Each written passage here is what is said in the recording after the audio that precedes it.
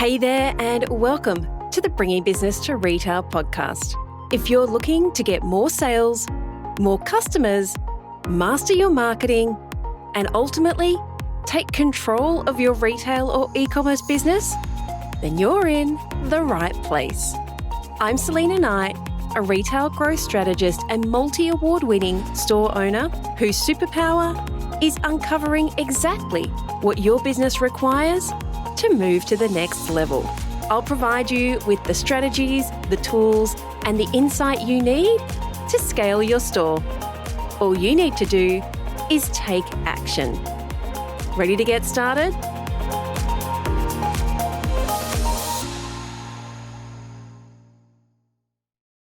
Hey there, and welcome to today's episode of the Bringing Business to Retail podcast.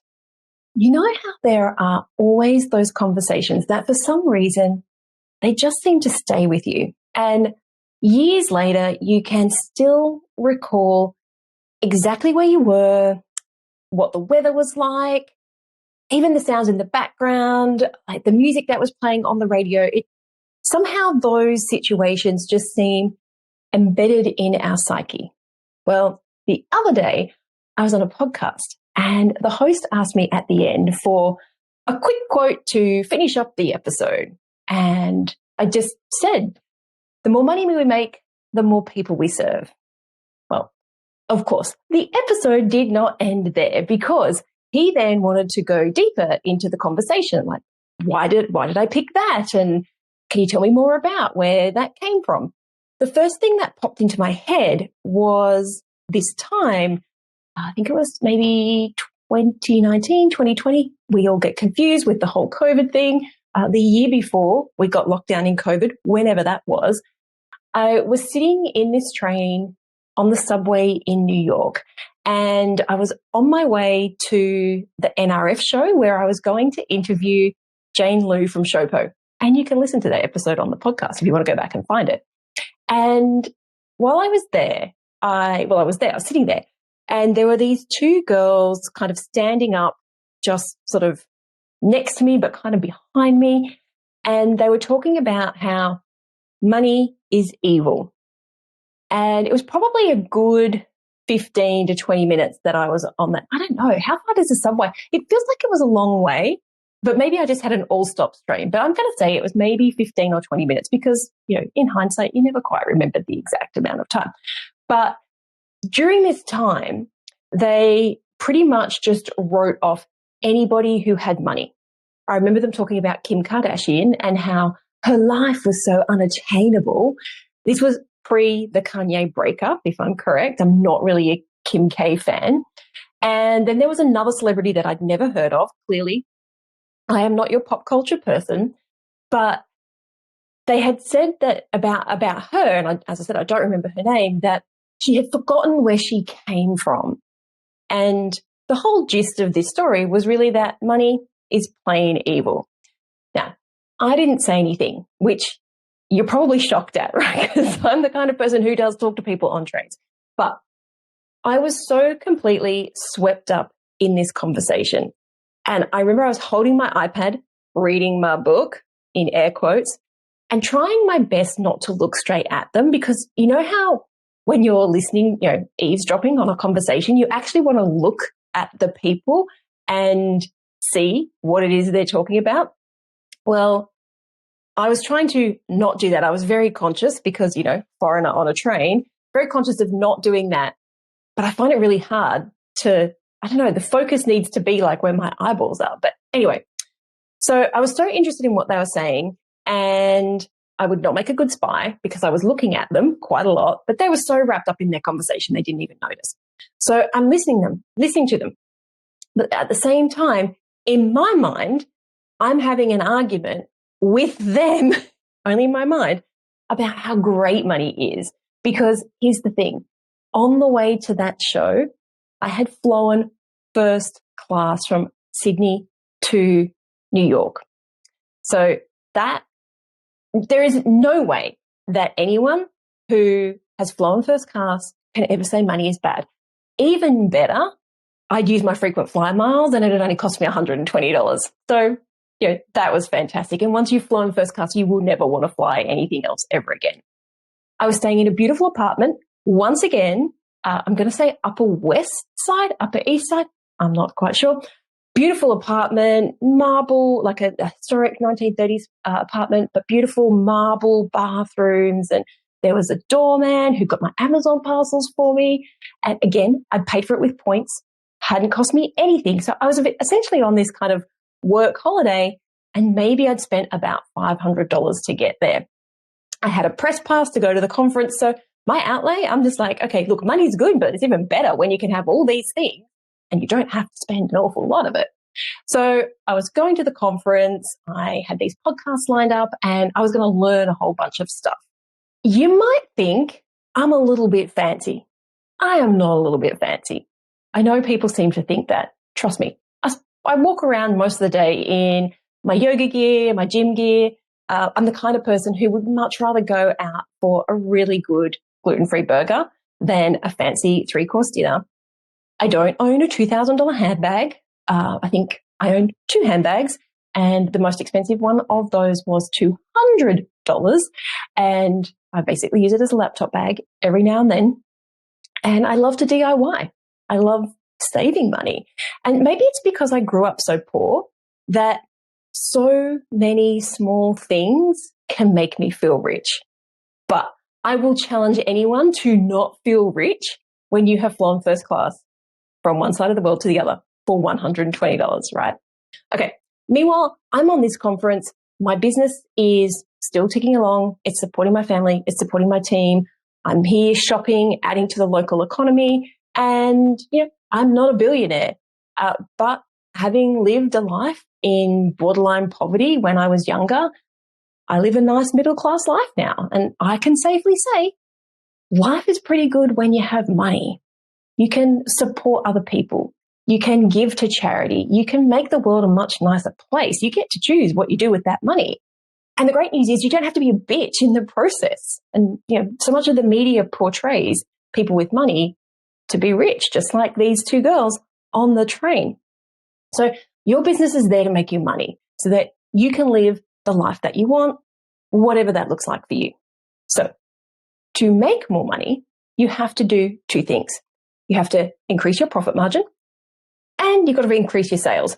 Preferably, I'm hoping we can do both of those for you on this podcast. I'm going to cover maybe the profit part first, because I don't want you to end up growing broke. I have been there. I have done that. I've had to sell my house to get out of the crapper. You don't need to go there and make those mistakes, because you can learn from the mistakes that I have made. So when I opened my business, my first physical business, I did it because I couldn't buy the things that I wanted in Australia at the time. I had no retail experience. Well, I lie. I had a little bit of retail experience. I'll tell you about that in a second. I didn't even have sales experience. Like, looking back, I had no right to open a store, right? But the job that I was doing at the time, and in fact, the jobs I had done to get to this point were, I was an arborist, I was a horticulturist, and then I moved on to managing hundreds of guys. And before that, in terms of management, I wandered around people's backyards as a tree preservation officer for the local council.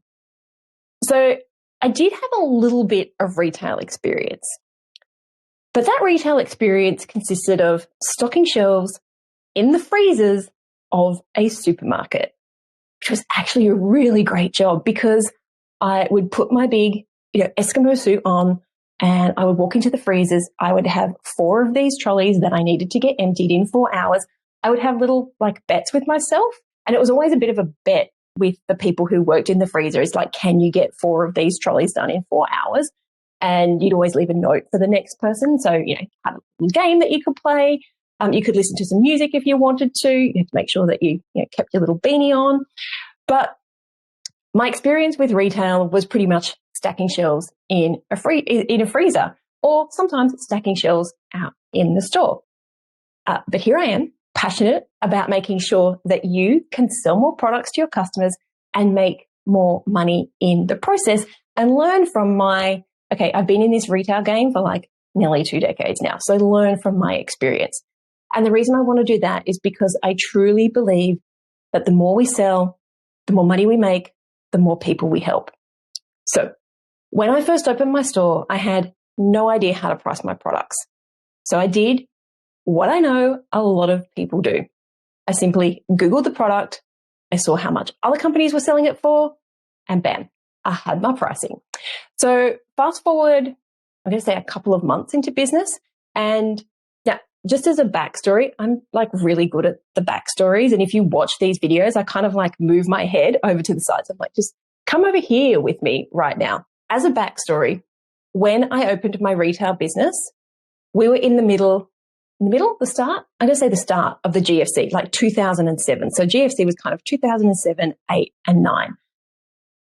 And I can say now that that situation was very similar to what we're seeing economically right now. So housing market's still quite buoyant, but people definitely tightening their belts and discretionary spending was tightening. And that happened for a few years. But I was selling products that no one else could buy. So my sales were increasing, but I seemed to have less money in the bank account. And I remember thinking like, WTF is happening here? People are coming in, people are buying, I have no money. Now you're probably wondering where this is going, right? That I had no idea what it cost for me to operate my business. So I had no idea what margins I needed to be profitable. And if you listened last week, I told you about how I had a degree in business and I didn't understand this stuff. I don't remember anyone ever talking about markup and margins in my 4 years of doing that degree. And I know we talked about business and it wasn't necessarily retail, but I feel like that's an important thing no matter what you're selling. So if you've heard this story, just bear with me for a second.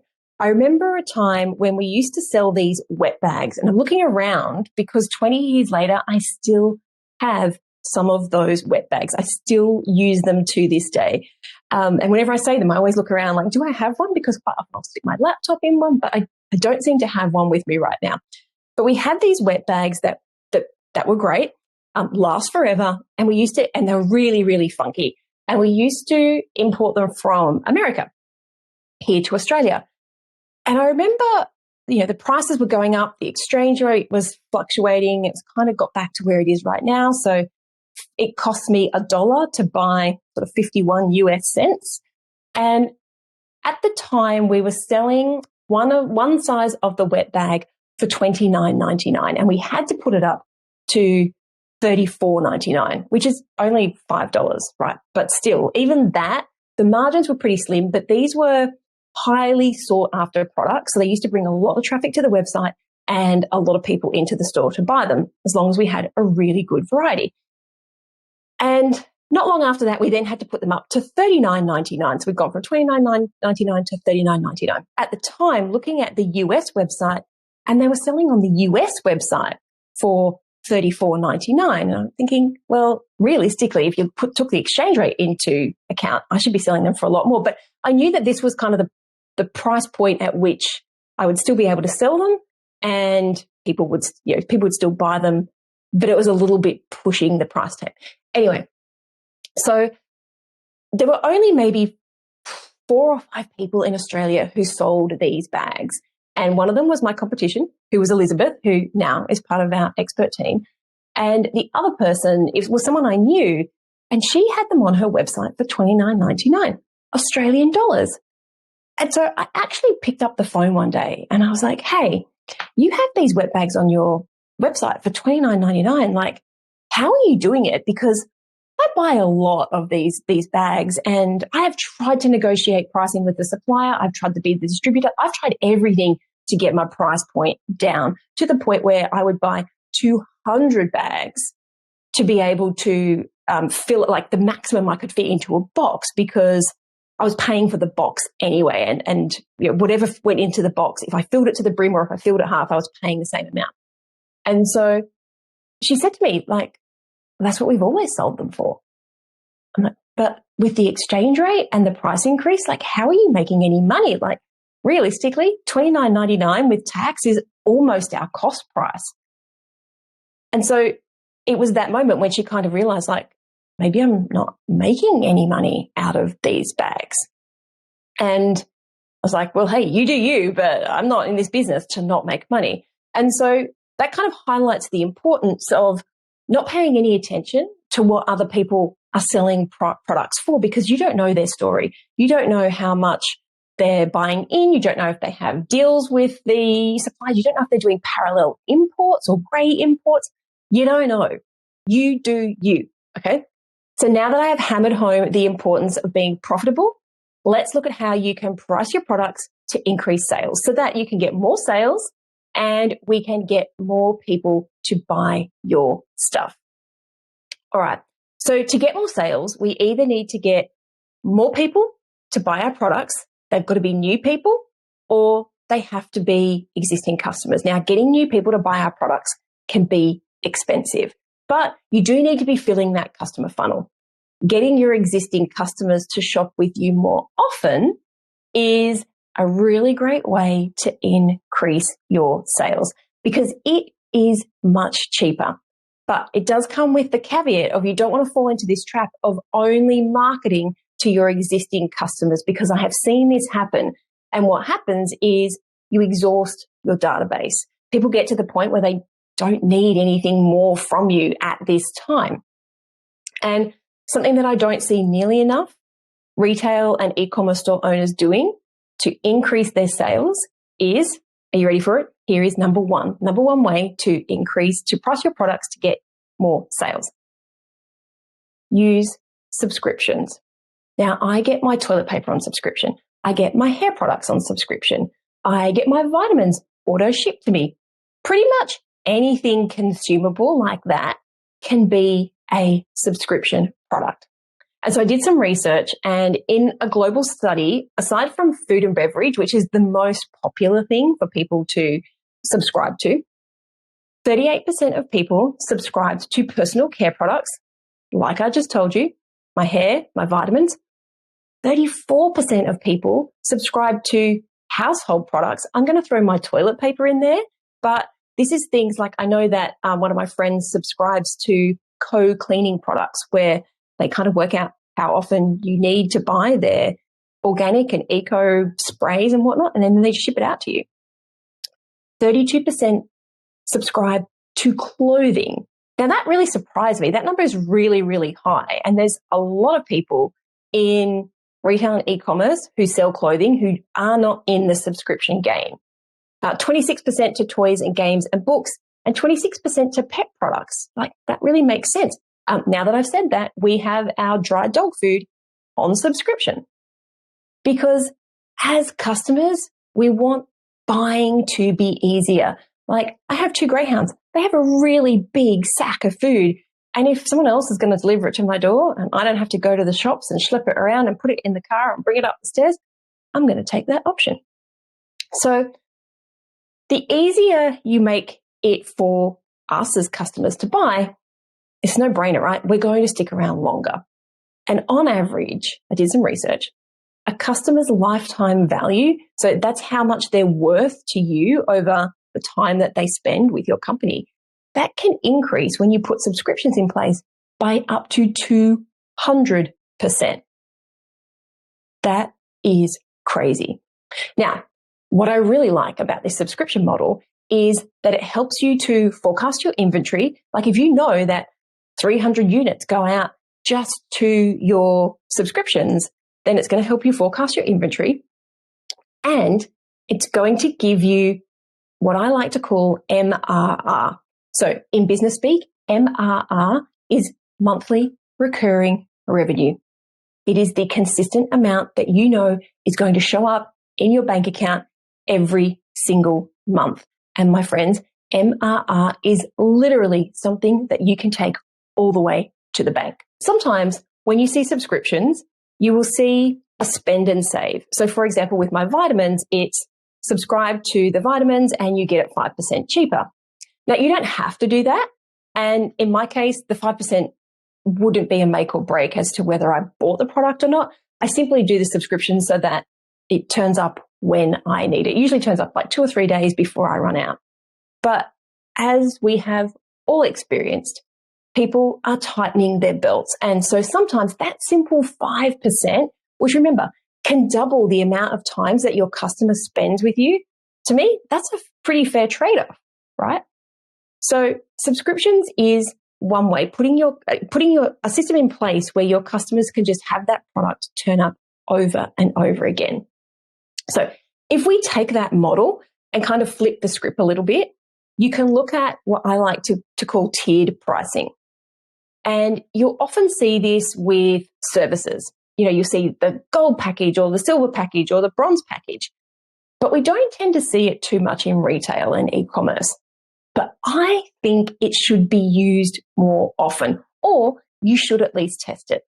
And I know that it is a chain homeware store, but it's not, I'm going to say it's probably still independent. I'm pretty sure it's not tied to a big group. But one of the homeware stores near me charges a $100 sign-up fee for you to become a VIP member. And they sell a lot of high-end products. Their quilt covers are probably more than $100. They do sell little decor items. They sell some furniture like, beds and artwork and things like that. So when you join their VIP club, you then get generally between a 10 and 15% discount off everyday items. And then they might have their VIP sales and whatnot. But as a customer, once you have spent, what does that work out to be? Maybe like $900 with them. Remember, that might be one bed. Everything after that is money back in your pocket because the money that you've saved has paid that $100 fee. But now we have this tiered pricing. And you see this quite often in here. We call them clubs.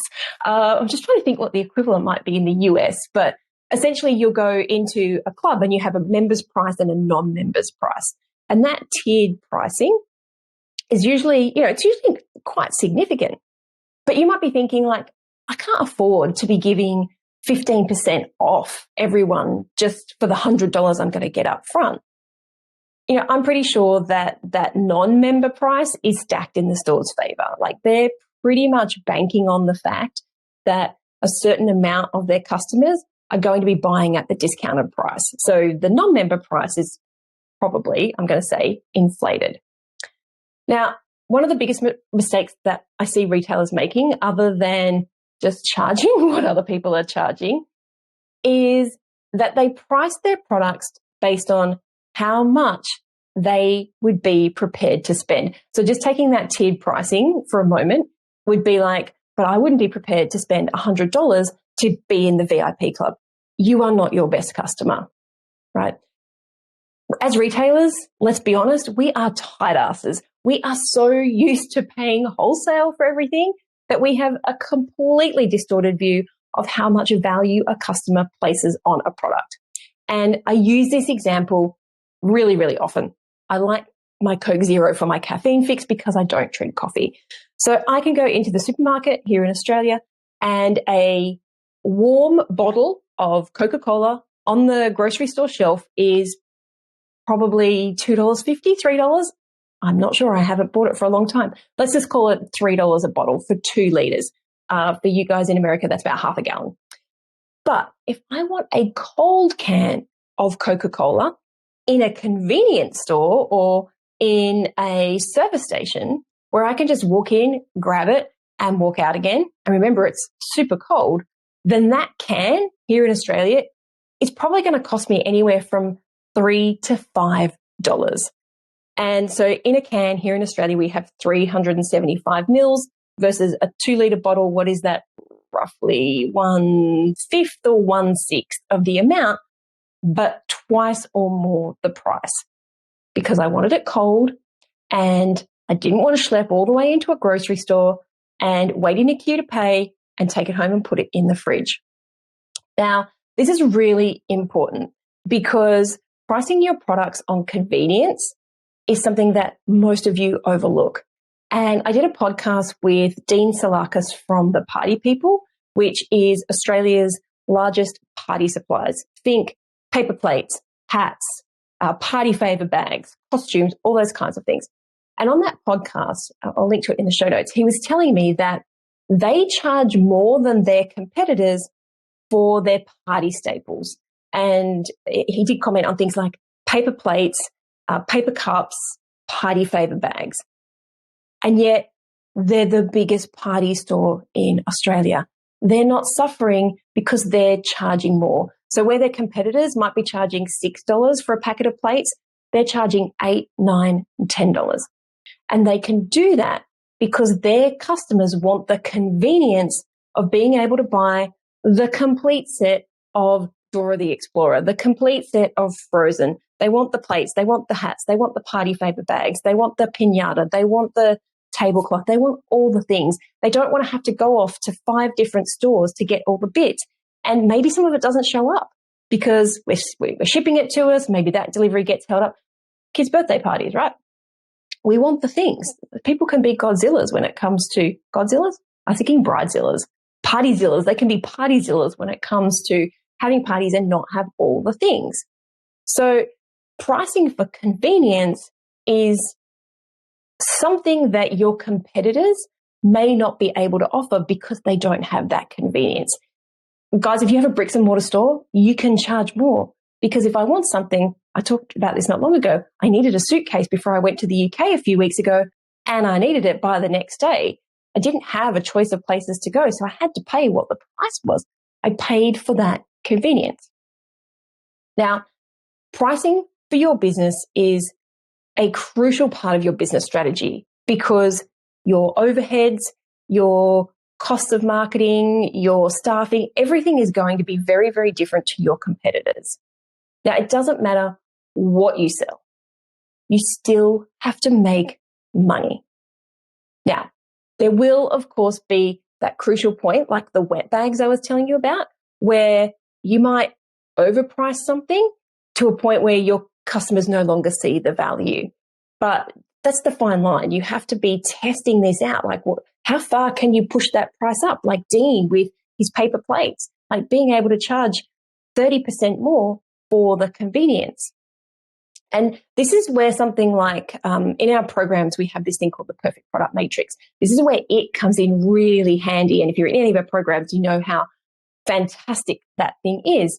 Being able to map out margins on products versus sell-through rate, being able to work out which are the products that have the highest turnover and give you the most amount of money. Now, having a product that has a great margin, but maybe you only sell 4 of them a year. And in my store, I could tell you my stores at the time, I can tell you what that product was. It was fancy ass baby bags. These beautifully designed and printed baby bags. Everybody loved them. I loved them. Everybody came in and said they're amazing. No one ever freaking bought them.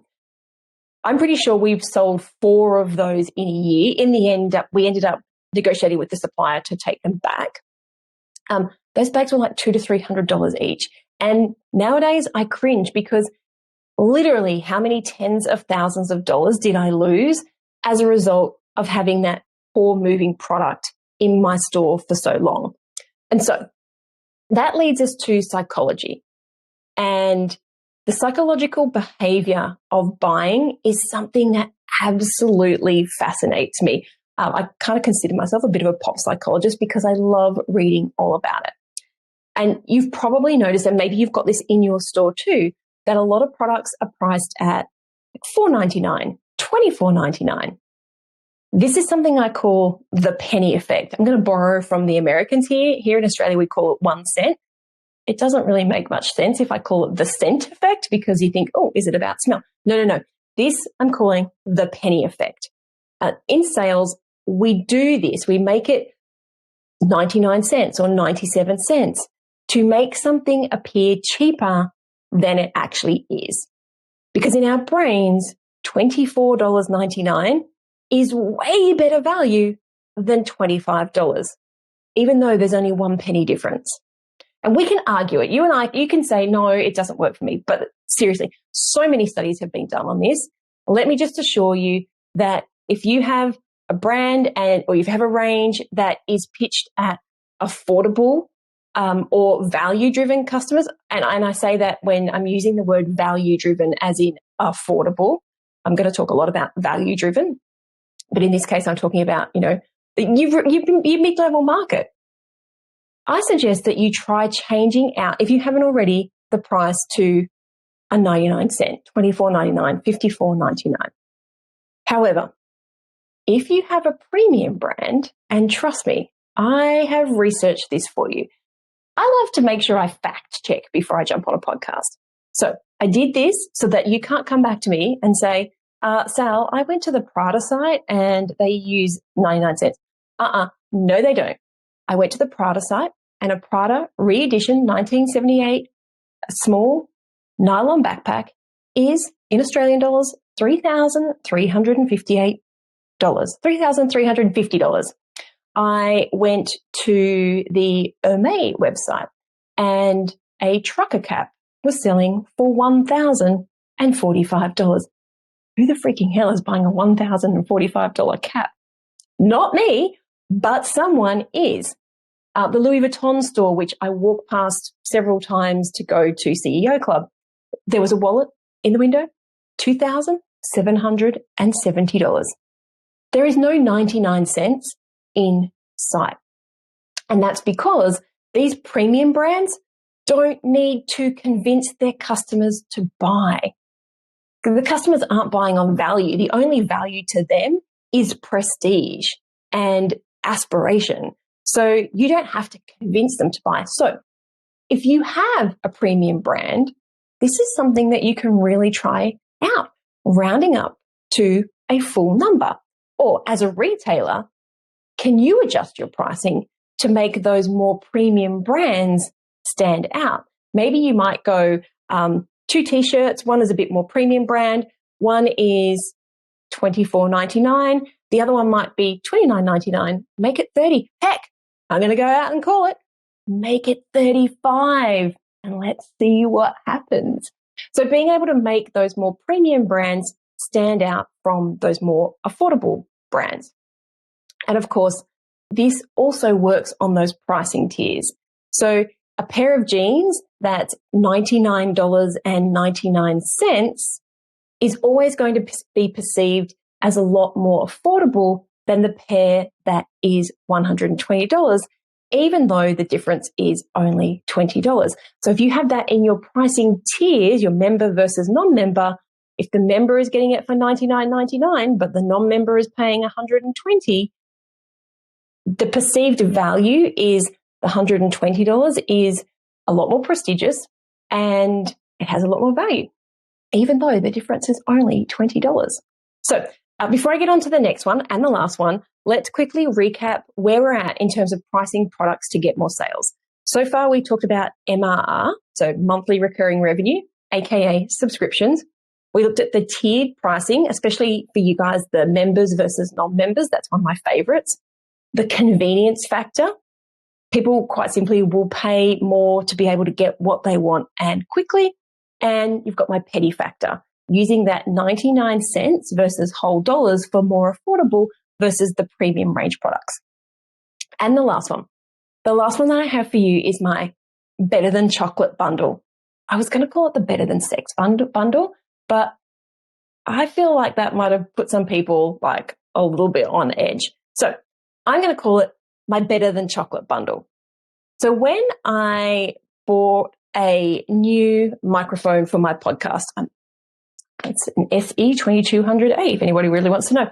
But when I bought this new podcast mic just recently, in fact, when I buy anything that is music adjacent, so a microphone is, I use it for podcasting, but the store that I go to is a music store.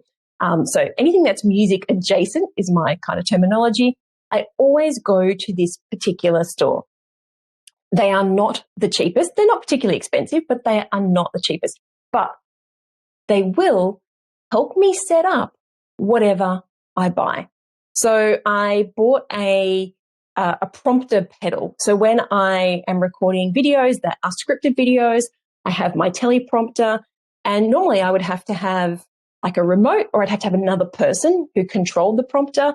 And sometimes I go a little bit off on a tangent. And so if I can't stop and start the conversation when I need to, it all goes a little bit haywire. So I bought, I call it a prompter pedal, it is actually a music pedal designed to flip digital music pages. So if you have I'm not a music person, a sheet music book, is that what it's called?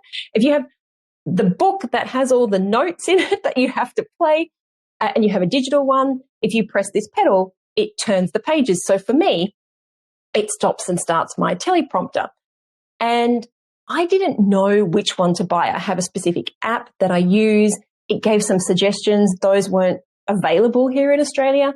And so I took my iPad to the music store, and they literally opened up the boxes. They tried to connect it up. One didn't work. We found one that worked. And I was able to literally walk out of the store with it ready to go the minute I walked back home. Same thing with my microphone. I took my laptop, I took my little XLR box, they connected it all up, they adjusted everything. Adjusted it? That's great English. They adjusted everything for me, and I pretty much walked out with a plug and play system. And you might be thinking, well, Sal, that's what you paid for in the extra price that you paid for. And you know what, Sal, that's the kind of thing we would do in our store because we're fantastic with customer service. That's what you're paying for. Well, I'm going to go out on a limb and say, well, yes and no. What I was paying for is something that I value more. It's my better than chocolate, right? Something that I value more than potentially even the product itself. Like, I valued them helping me find the prompter pedal that worked with my iPad, because I could have spent so much money on buying ones that didn't actually work. Or I could have spent $700 on a microphone and got it home and it sounded crap. And let's be honest, if I don't get my podcast out, I waste time. I'll be annoyed. I'll be cranky with the store I bought it from. My podcast probably won't go out in time, which means my whole team will be really, really cranky with me. So for me, that extra is better than chocolate. That is the thing that is almost more important to me than the product that I'm buying. I didn't care which microphone I bought. I didn't care which pedal I bought. All I cared is that I could find the one that worked and I could walk home and it would work for me. So how does this work for you? If you are a homeware store and you offer to, so many homeware stores do this, you let customers take a selection of cushions home and they just return the ones that they don't want. You and I both know that can be a freaking nightmare because, one, we never want to do refunds. No one wants to do refunds. No one wants to see money coming out of the bank account. Those products can get stained or dirty in transit. If it's being shipped, it can get lost in transit. And then your team have to argue with the customer. And, it's all just can be a bit of a nightmare. But what if you had a service where people could upload a picture of their space, maybe it's their lounge room and their sofa, and then your team, with their excellent styling eye, chose the best selection for that room. Now, that selection is probably not going to be based necessarily on price, because if you guys are great at styling, you're going to find the best products for that room. And that is something that a shopper like me, because remember, you and I, we are used to buying things wholesale, and we are used to just, buying not always the cheapest thing, but the best that you can make do with. And so the difference to me is what works best in the space may not be the thing that I would have chosen, because quite often I would choose something like that on price. Now, I am not the kind of person who would spend $120 on a cushion. I can't see the value. Maybe you can, but maybe, just maybe, that is because no one has shown me how good my sofa or my bed could look with the exact right cushions. So ask yourself, and probably more importantly, ask your customers, what extra thing would they want from your business that would almost be of more value to them than the product itself? Because a strategy like this could literally double your sales overnight. And I say that from experience. So speaking of which, that, my friends, is the perfect segue for me to talk about my upcoming 5-day challenge, How to Double Your Sales in 90 Days. Not only will you be getting strategies like these on those sessions on how to create a predictable and repeatable plan to increase your revenue, but you will be rolling up your sleeves and taking action to change the trajectory of your business. You'll be working on your business, but you're also going to be working on yourself.